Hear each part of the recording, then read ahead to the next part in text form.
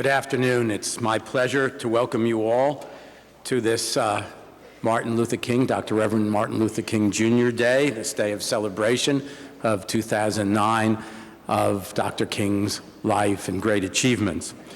I ask you now to please stand. We will all sing, lift every voice and sing, and we'll be led by the chapel choir and the Northwestern Community Ensemble and the small jazz ensemble. Thank you.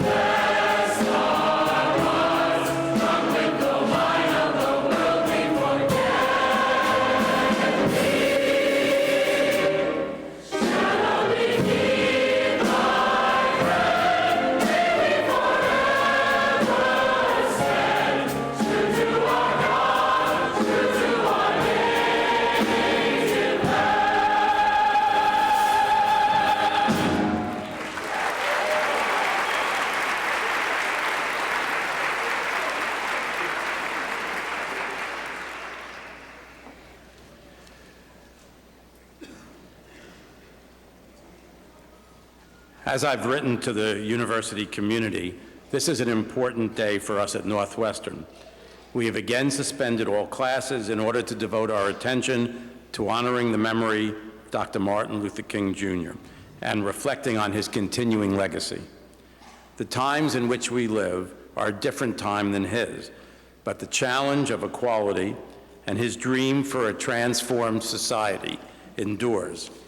Fortuitously, this year, our celebration of Martin Luther King precedes by just one day the inauguration of Barack Obama as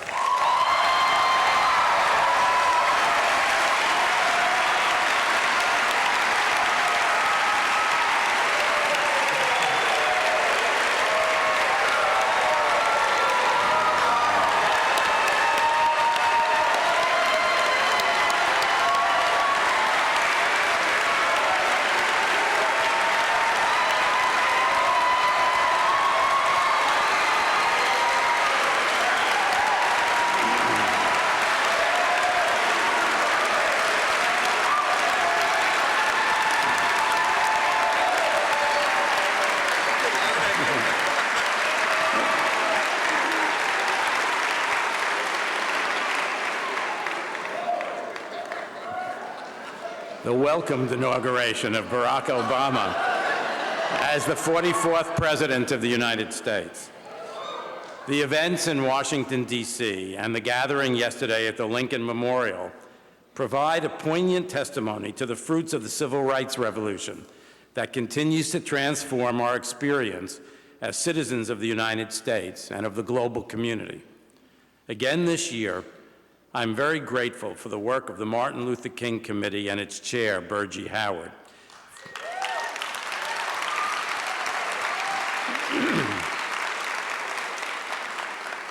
For planning and organizing this Evanston campus program. I urge you to take advantage of the opportunities today to remember, celebrate, and act. I welcome the artist Mavis Staples to the university for this, the first of our two keynote events. This evening, we're pleased that Chancellor Wayne Watson of the City Colleges of Chicago, a distinguished alumnus and former university trustee, will deliver the keynote address at the Candlelight Vigil, which begins at 7 p.m. in Alice Millar Chapel. In addition, I want to encourage you all to attend the 3 p.m. lecture on the role of the Black press in the civil rights movement by Professor Patrick Washburn of Ohio University in the McCormick Tribune Forum. We're pleased to have the support of two choirs, the Northwestern Community Ensemble and the Alice Millar Chapel Choir, in this celebration. I thank them for their contributions to this program.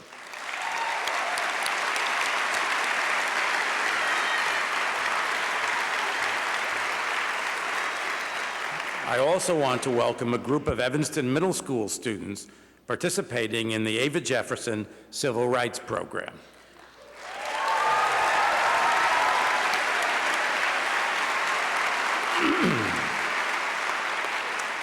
This is the 7th year of the program, and we're pleased to have you with us today.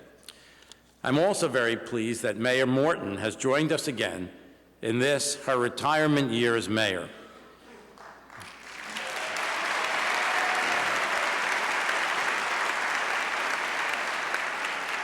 As many of you know, before she went into politics, Mayor Morton had an outstanding career as a teacher and principal of Haven Middle School in Evanston. She and I have something in common, as this is the last time I will provide and she will speak at this assembly, and I am very pleased to count her as a good friend over these many years. It's now my pleasure to introduce University Trustee Philip Harris, Weinberg College graduate, the class of '80. Mr. Harris is a partner and a member of the management committee of the Chicago law firm Jenner & Block, a firm that specializes in business law. He's a graduate of the University of Chicago Law School. He's active in a number of civic organizations. Mr. Harris was elected to the Northwestern University Board of Trustees in June 1994 and currently chairs the Student Affairs Committee and serves on the Executive Committee and Nominations Committee of our Board of Trustees. He served a previous term from June 1990 to June 1992 as an alumni trustee. Mr. Harris has served as a member of the Board of Directors of the Northwestern Alumni Association and of the Weinberg College of Arts and Sciences Visiting Committee. During 1993, Mr. Harris was one of the 2 alumni members on the Presidential Search Committee. Must thank him for that. And this year, he served again as a member of the Presidential Search Committee. He's been also a great friend to me, a devoted alum, and an excellent trustee of Northwestern University. Phil Harris.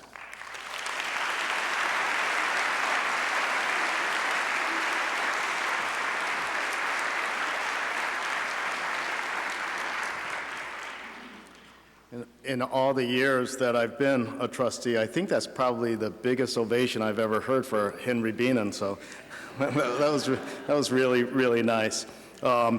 It's one thing that we all have in common here is that this is the group of people who are not going to Washington, D.C. for the inauguration. But we're happy to be here. I really appreciate the opportunity to be here representing the Northwestern University Board of Trustees and to share in the commemoration of Dr. King's legacy. The founding trustees of Northwestern were individuals of conviction, energy, and vision. We carry forward their vision articulated more than 150 years ago to pursue the highest order of excellence. The university has been transformed in many ways since its steady pursuit, since its founding by the steady pursuit of that ideal. Look, we are not perfect. We have a long way to go, but we have a much better understanding of our commitment to an open, diverse community of students, faculty, and staff as a foundation for pursuing the highest order of excellence. And in that regard, because I've had the pleasure of getting to know President Bienen so well over these years, I think we all owe him a debt of gratitude for putting us in a much better place today.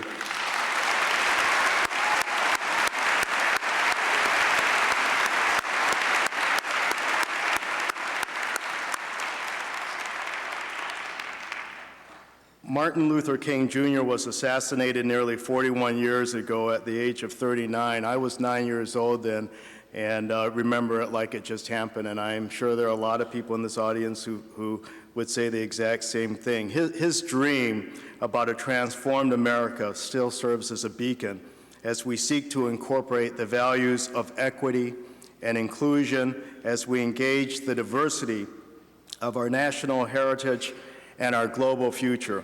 Both our Evanston and Chicago campuses today, the university community is gathering to remember, to celebrate, and to act. So thank you all for joining us today. I am very pleased to introduce the Honorable Lorraine H. Morton, a very proud alumna of Northwestern. She has served since 1993 as the mayor of the city of Evanston. In June 2008, the university awarded her the degree of Doctor of Laws and recognized her outstanding contributions to the city of Evanston. Dr. Morton, it is a pleasure to be here on the stage with you. Welcome back.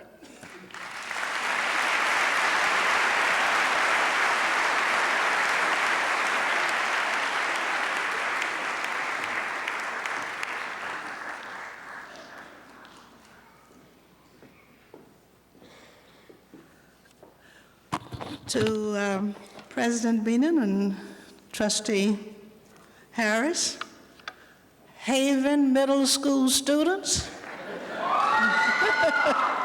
and to all of you here, it is a pleasure for me to be here with you again today.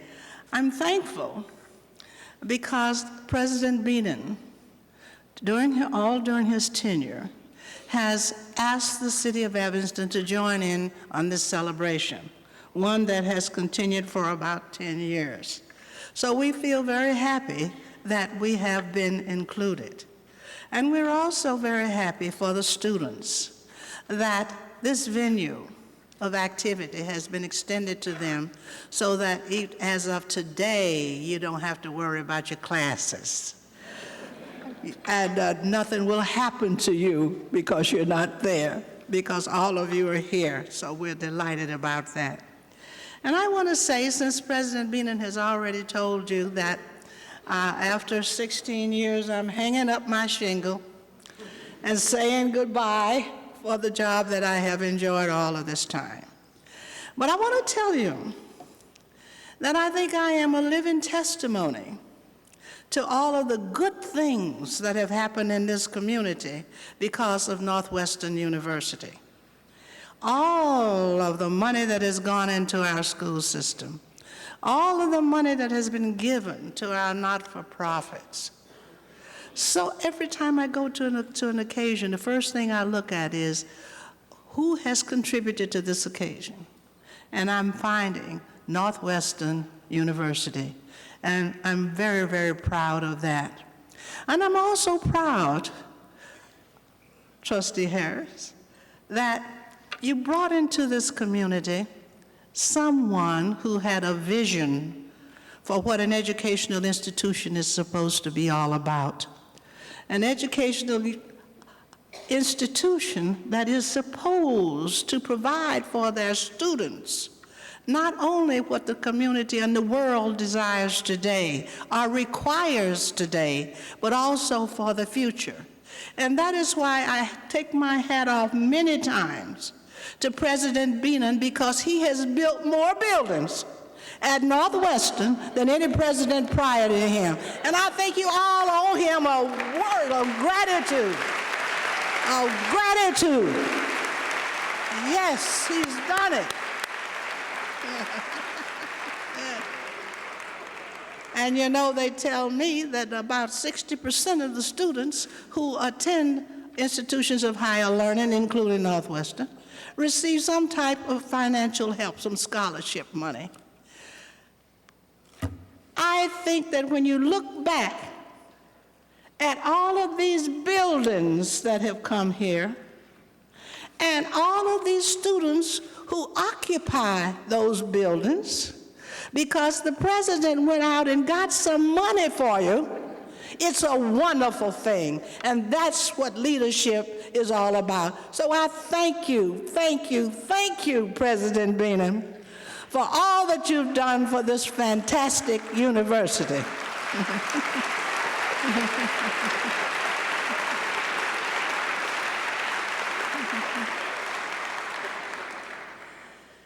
Well, all around the United States, people are having many celebrations of the birthday of Martin Luther King. And I feel that is as it should be. And then tomorrow, as you know, as it was mentioned earlier, that will be the inauguration of the first African American to be President of the United States. But I want to say, had there been no Martin Luther King, there would not have been an Obama in the position that he's going to fulfill for us. And I want to say that most of you know the accomplishments of Martin Luther King, so I'm not going to dwell anymore on that because you already know it.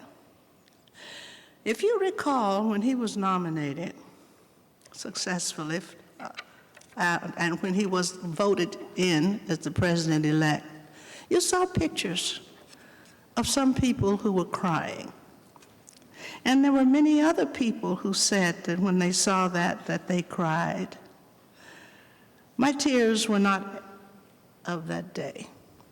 And I want to share with you for just a moment why I will have tears tomorrow.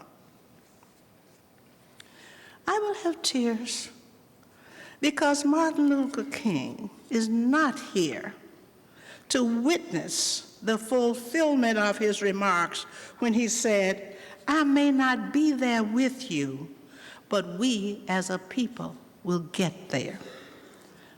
I hurt that he's not here to see. I have tears for Mrs. King and her family because they were at his side all during the struggle. And for Mrs. King because the movement that was for other people required Martin Luther King to be away from his family. I cry for those who did not live to see that their sacrifices were not in vain, and to witness tomorrow the change that is taking place. I cry for the many people during the civil rights movement that went to jail. I cry for those who wear the scars of dog bites and nightsticks.